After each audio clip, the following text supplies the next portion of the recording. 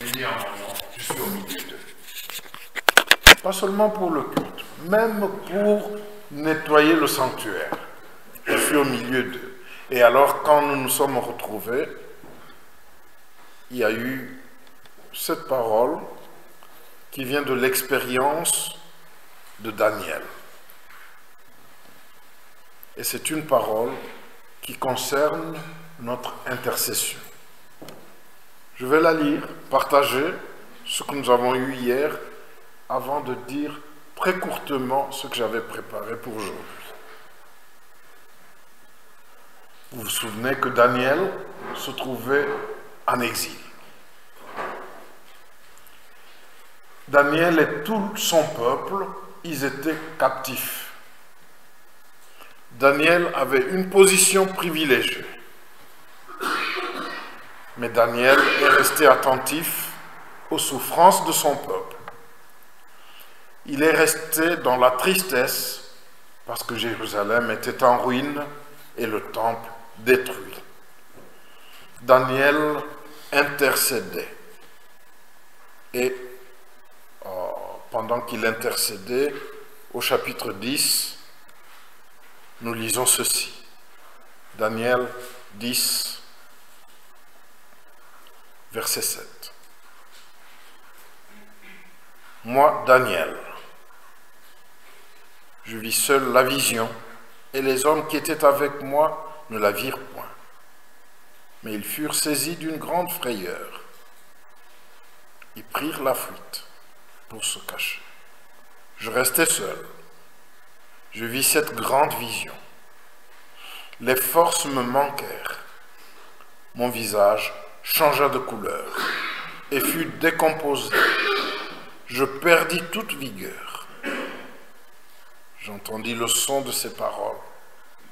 Et comme j'entendais le son de ces paroles, je tombai, frappé d'étourdissement, la face contre terre. Et voici, une main me toucha et secoua mes genoux et mes mains. Il me dit, Daniel, homme bien-aimé, sois attentif aux paroles que je vais te dire, et tiens-toi debout à la place où tu es, car je suis maintenant envoyé vers toi. Lorsqu'il m'eut ainsi parlé, je me tins debout en tremblant. Il me dit, Daniel, ne crains rien, car dès le premier jour où tu as eu à cœur de comprendre et de t'humilier devant ton Dieu, tes paroles ont été entendues. Et c'est à cause de tes paroles que je viens.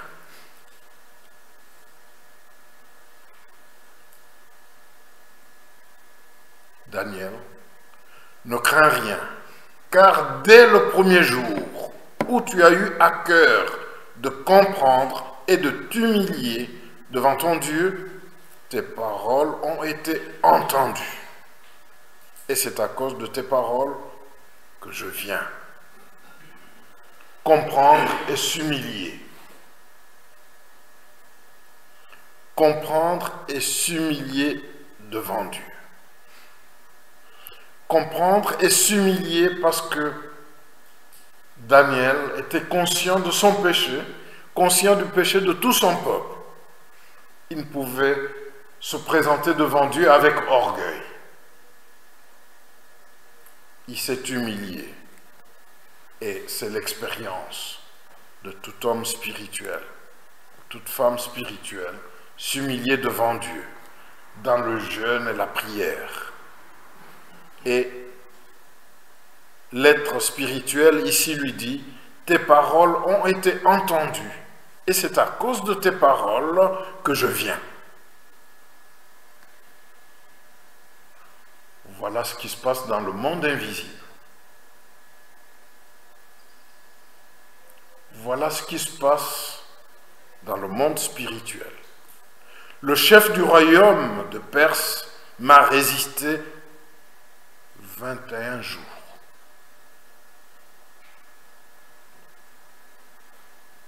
Mais voici, Michel, l'un des principaux chefs, est venu à mon secours et je suis demeuré là, auprès des rois de Perse.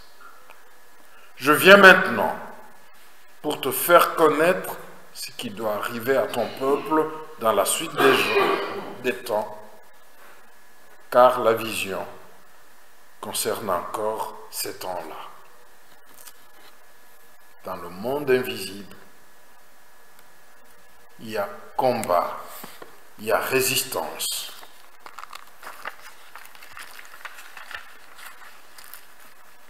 Mais parce qu'il n'y a point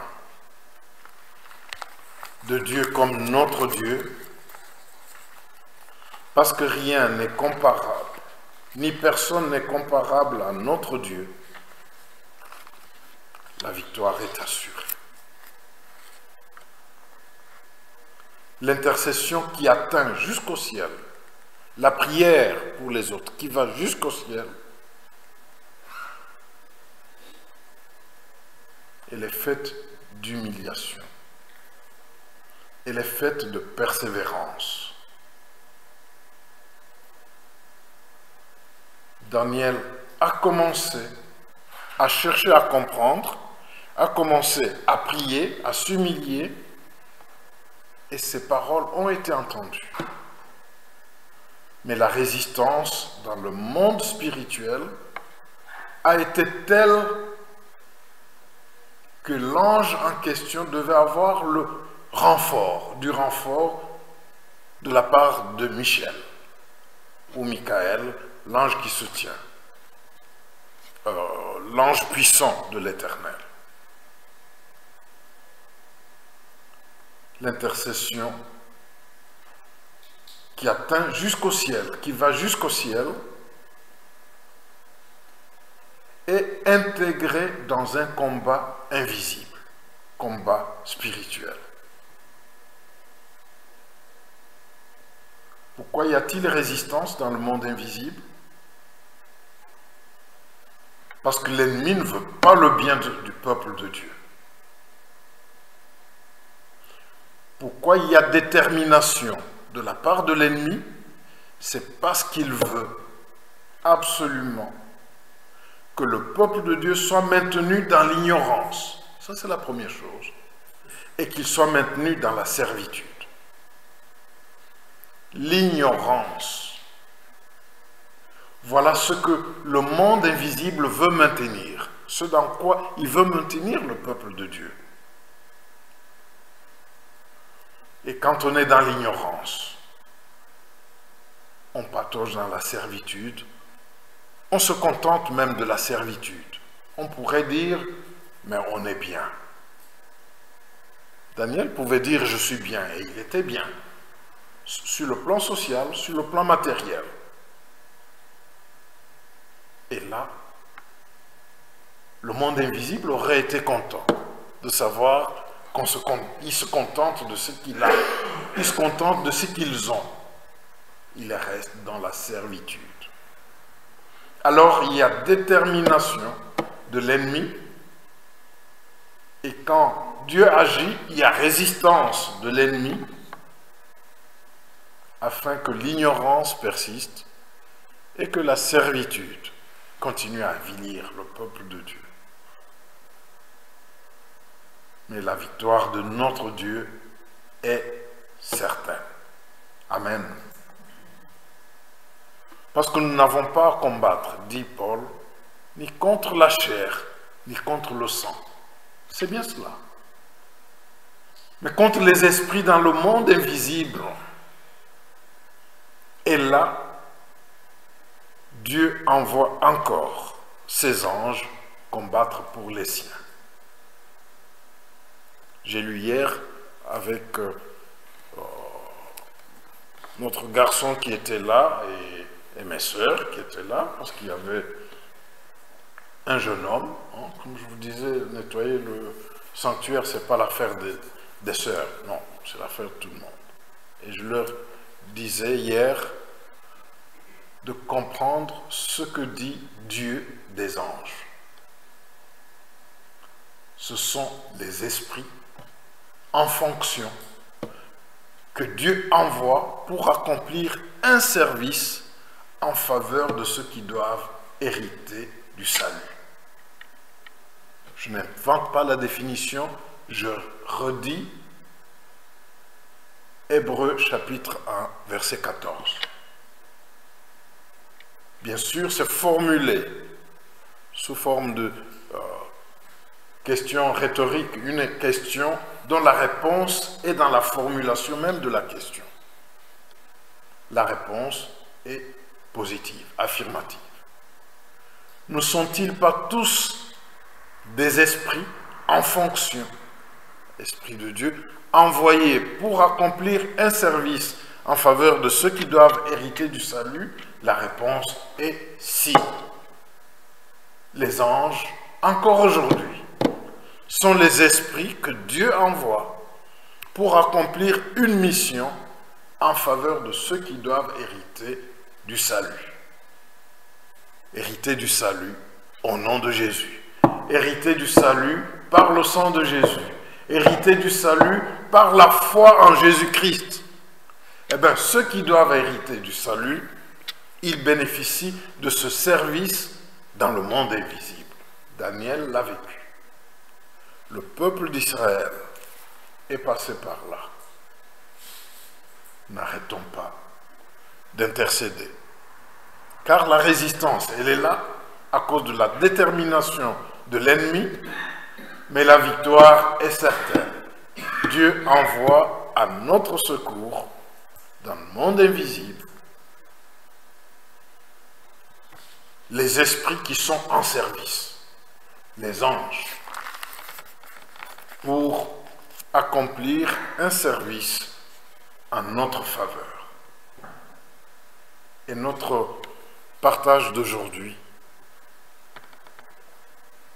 est dans l'Épître aux Hébreux, au chapitre 4. Nous lirons à partir du verset 14.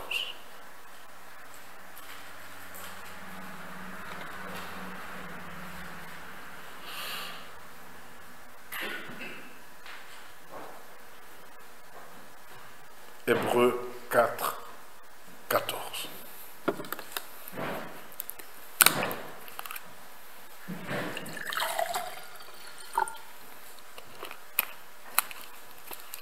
Ah,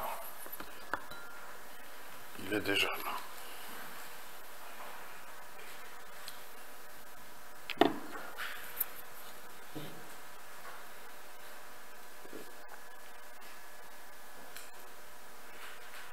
Ainsi, puisque nous avons un grand souverain sacrificateur qui a traversé les cieux, Jésus, le Fils de Dieu, demeurons fermes dans la foi que nous professons.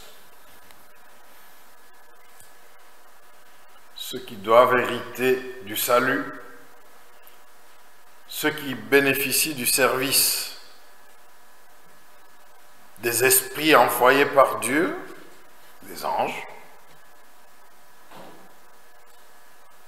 doivent demeurer fermes dans la foi qu'ils professent. Car nous n'avons pas un souverain sacrificateur qui ne puisse compatir à nos faiblesses. Au contraire, il a été tenté. Et le verbe veut dire aussi éprouvé. Le même mot grec dit les deux. Il a été tenté, il a été éprouvé comme nous en toutes choses, sans commettre de péché. Approchons-nous donc avec assurance du trône de la grâce, afin d'obtenir miséricorde et de trouver grâce pour être secourus dans nos besoins. Dimanche passé, je demandais qui veut du repos. Nous nous sommes tous trouvés dedans. Oui, nous voulons du repos. Repos dans notre corps, repos dans notre âme, sentiments, émotions, intelligence, repos dans notre esprit. qui est l'organe qui nous permet d'entrer dans le monde de Dieu, parce que Dieu est esprit. Nous avons besoin du repos dans tout notre être. Et nous avons compris, selon la parole que nous avons lue dimanche dernier, qu'une seule chose s'impose comme condition pour que nous ayons du repos, c'est l'obéissance. Vous vous souvenez, c'était Hébreux 4, versets 1 à 13. L'endurcissement pérennise nos troubles, alors que l'obéissance nous fait entrer dans le projet de Dieu, parce que le Dieu qui a promis, il donne ce qu'il a promis. Il a promis le repos, il le donne. Le repos du corps, de l'âme et de l'esprit dépend de l'obéissance à la parole de Dieu. Et cette parole que nous avons lue aujourd'hui est complexe. Je vais m'arrêter à un seul élément. Approchons-nous donc avec assurance du trône de la grâce, afin d'obtenir miséricorde et de trouver grâce pour être secouru dans le besoin. Qui n'a pas besoin de secours? Qui n'a pas de besoin? Qui prétend qu'il peut tout, qu'il a tout sous son contrôle? Vos cellules, vous les contrôlez?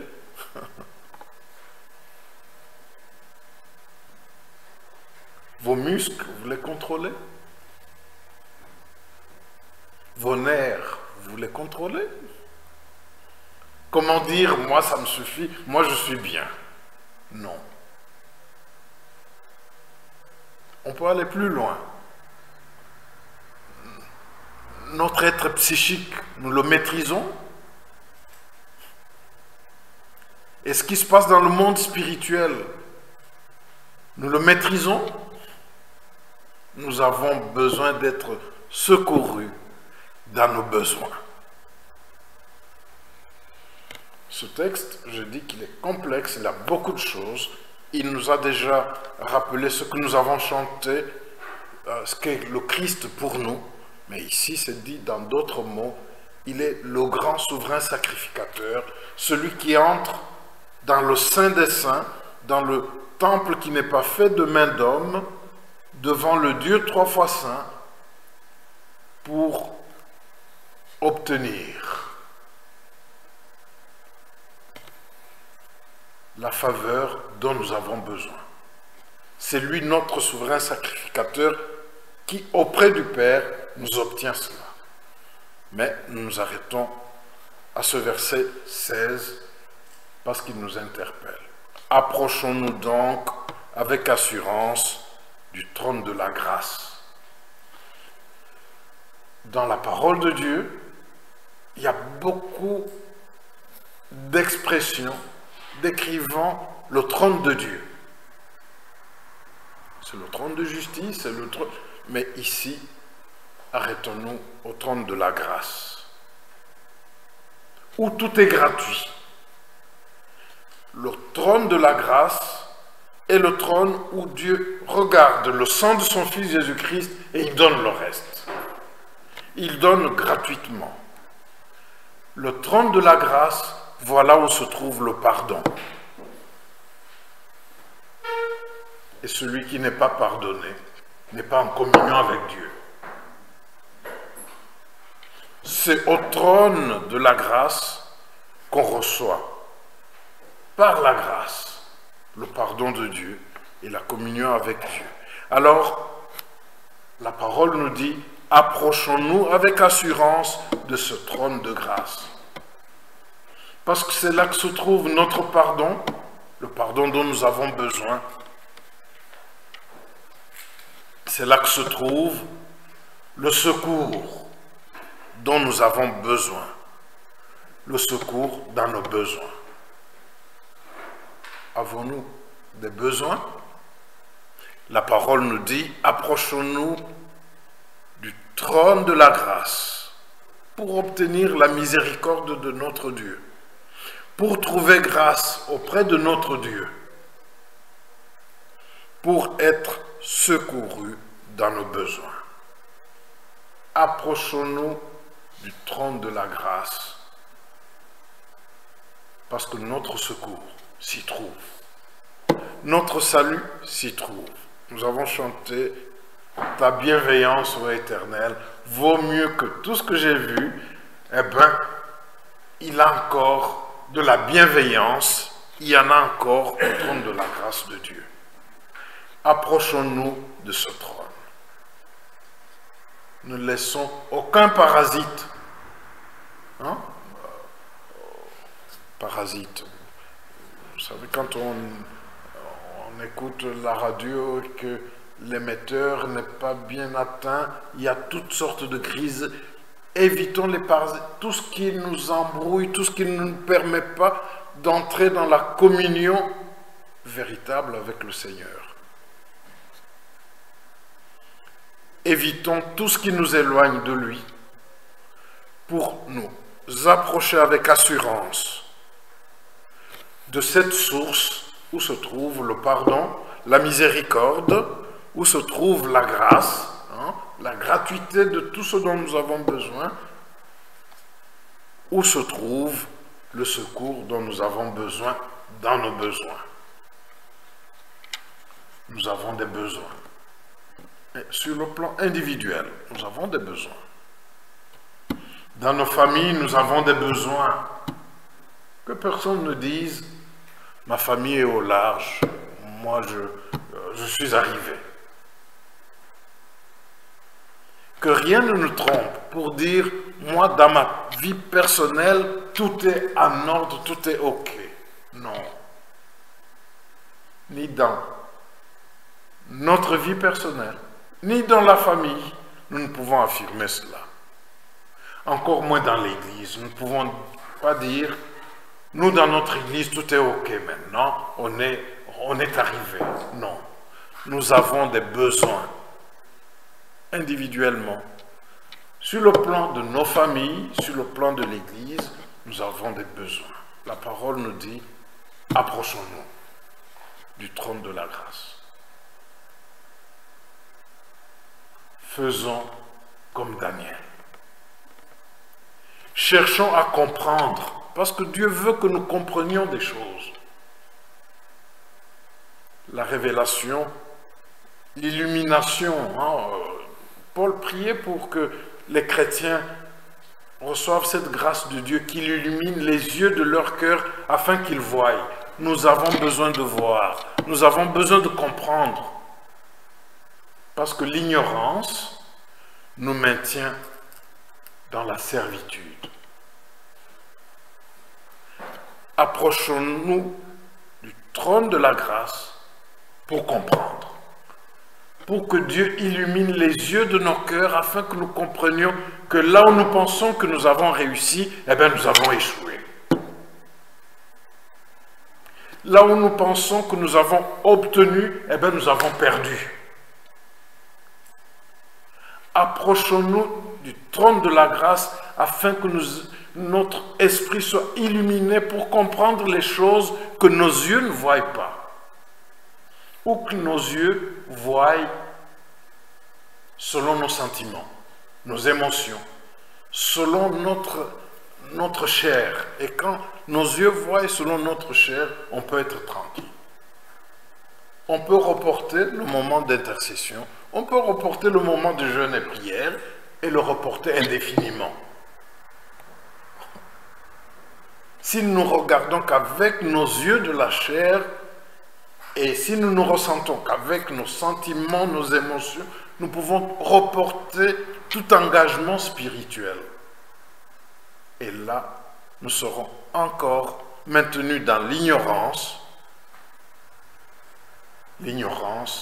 qui nous maintient dans la servitude. Daniel a reçu l'intervention de l'ange interprète pour lui dire, oui, dès le premier jour, tes paroles ont été entendues. Mais la résistance a duré 21 jours.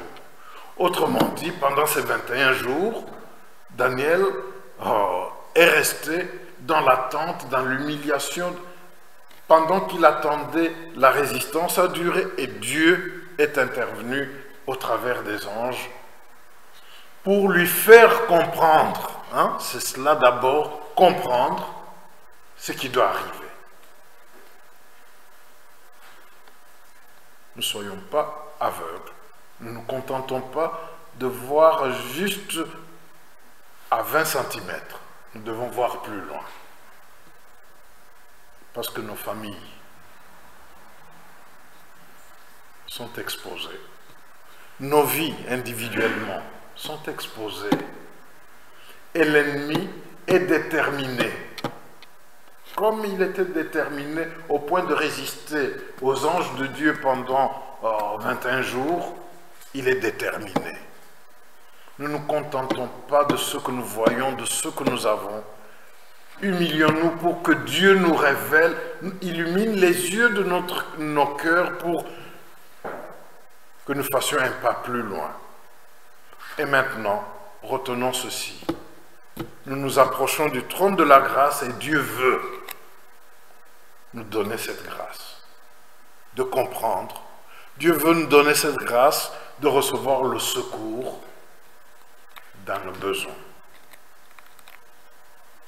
Il le veut pour nous, pour ceux qui nous entourent, pour son Église.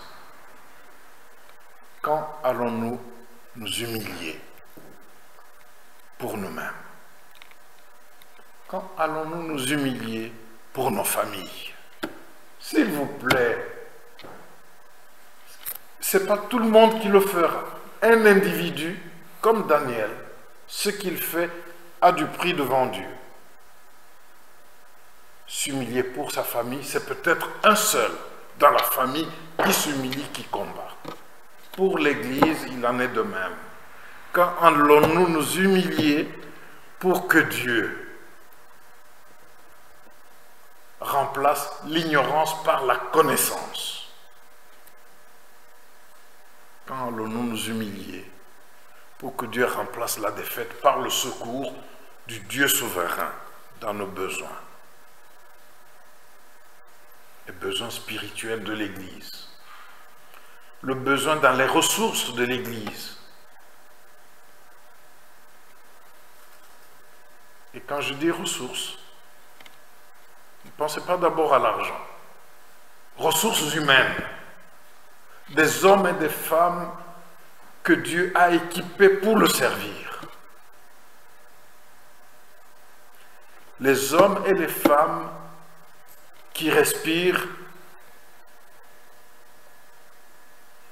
la grâce de Dieu et qui partagent la grâce de Dieu. Plutôt que le contraire, que je ne veux pas mentionner. Que Dieu vienne au secours de son Église dans ses besoins pour qu'il y ait ces ressources-là et que l'Église du Seigneur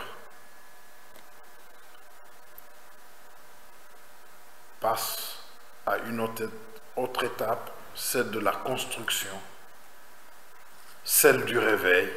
Pour le peuple d'Israël, c'était la restauration. Pour que nous passions en tant qu'Église de Dieu à la restauration. Souvenez-vous, nous avons prié pour ce lieu, que nous appelons sanctuaire en pensant à ce lieu où Anne a obtenu la réponse de Dieu. Nous avons prié pour que ce lieu soit le lieu de restauration. Restauration de plusieurs, de vies brisées. Restauration, ressourcement de plusieurs afin de lancer dans le monde des combattants équipés par Dieu pour gagner des âmes à Christ. C'était notre prière. N'avons-nous pas besoin de persévérer? afin que Dieu nous vienne en aide et que Dieu nous donne la connaissance et nous donne la victoire. Approchons-nous donc avec assurance. Ne doutons pas, parce que le trône de grâce est là. Approchons-nous donc avec assurance, et le but est clair, afin d'obtenir miséricorde. Ô ta bienveillance éternelle, afin de trouver grâce, parce que nous ne pouvons pas marchander avec Dieu. Il nous donne tout avec son Fils par grâce, pour être secourus dans nos besoins, parce que nous en avons des besoins. Que notre chair ne nous trompe point, que le malin ne nous trompe point en disant que nous n'avons pas de besoin. Que Dieu nous vienne en aide pour que nous ayons la connaissance de nos vrais besoins et que nous passions de l'ignorance, de la servitude, à la vie de liberté dans la grâce de Dieu. Approchons-nous donc aujourd'hui du trône de Dieu, du trône de grâce. Ne reportons pas à plus tard, car il est fidèle pour exaucer le cœur sincère qui veut le chercher aujourd'hui. Il est fidèle pour répondre à la prière, à la supplication de celui qui s'attend totalement à lui.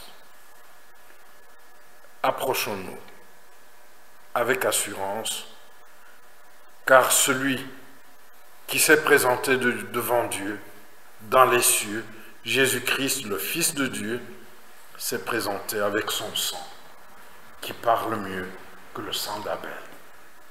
Amen.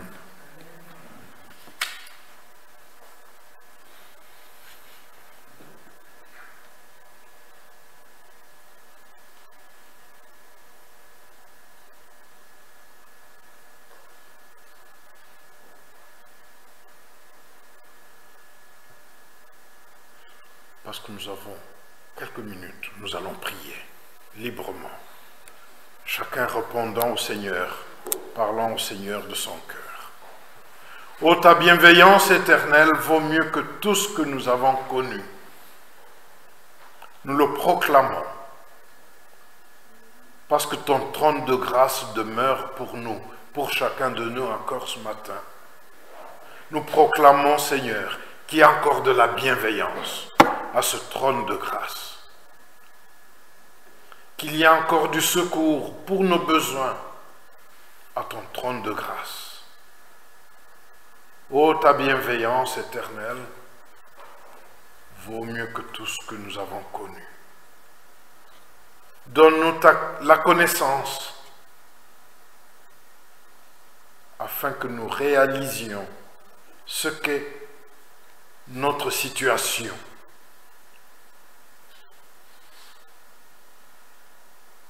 Nos pensées nous trompent. Les paroles des autres personnes nous trompent. L'ennemi nous trompe. Donne-nous la connaissance pour que nous réalisions où nous sommes réellement, sur le plan spirituel, dans le monde spirituel. Donne-nous la connaissance, Seigneur, afin que nous sortions de la servitude.